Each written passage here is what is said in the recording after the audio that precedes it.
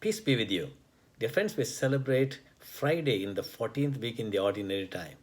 The gospel for our reflection is taken from Matthew chapter 10, verses 16 to 23. Here in this gospel, Jesus has in mind not only his disciples' immediate mission, but also the mission of the church to the Gentiles. All Christians, therefore, are sent out as sheep in the midst of wolves.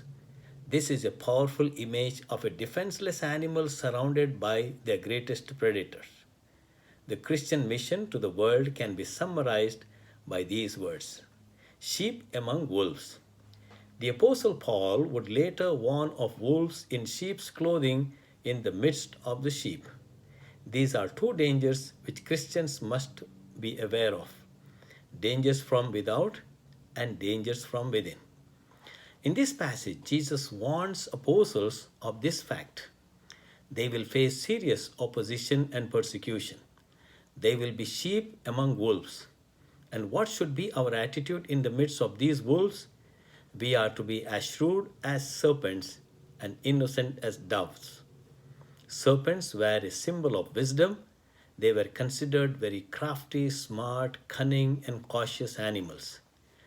The idea of being innocent as doves speaks of being pure and true to God's word and his will. The two combined together give us the idea of being wise with a sanctified common sense in saying the right thing at the right time and discovering the best means to achieve the highest goal. This is a characteristic that is to be developed by every Christian. As has happened so many times and continues to happen, the followers of Christ will be dragged into court, will be victims of intimidation and torture. This is our opportunity to give witness to Christ and everything the gospel stands for. Dear friends, when we are handed over, we are not to be anxious what to say. You will be given what you are to say, says Jesus. This has been confirmed again and again by people who have been arrested and interrogated, that their fear disappears, and once released, they simply go back to what they were doing. The last words of Jesus are sad because they are true. The following Christ can break up families. They betray each other. Once baptized, we enter a new family with new obligations.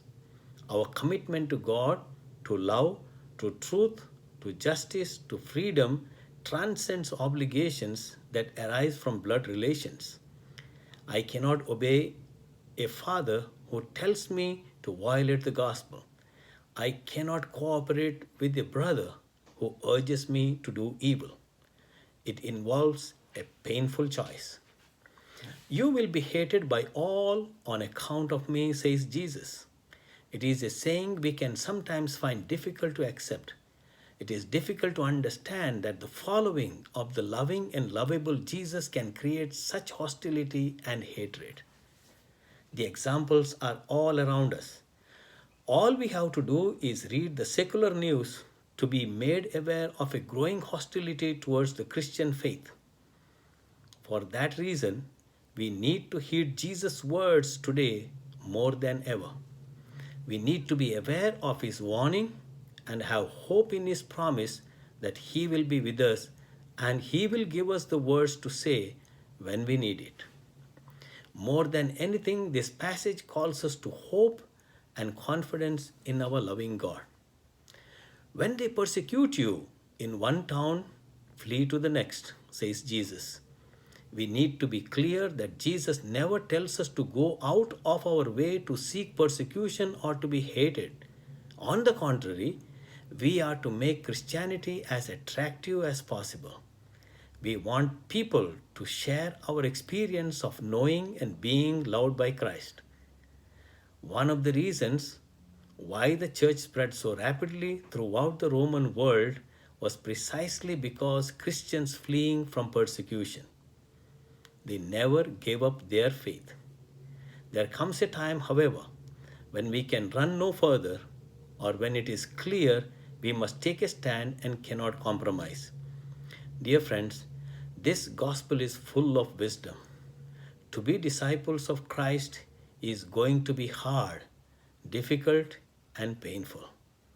We will be persecuted and even killed, but the rewards will be great in the kingdom of heaven. Let us ask the Lord to grant us faith, strength, and conviction to follow in His footsteps. God bless you.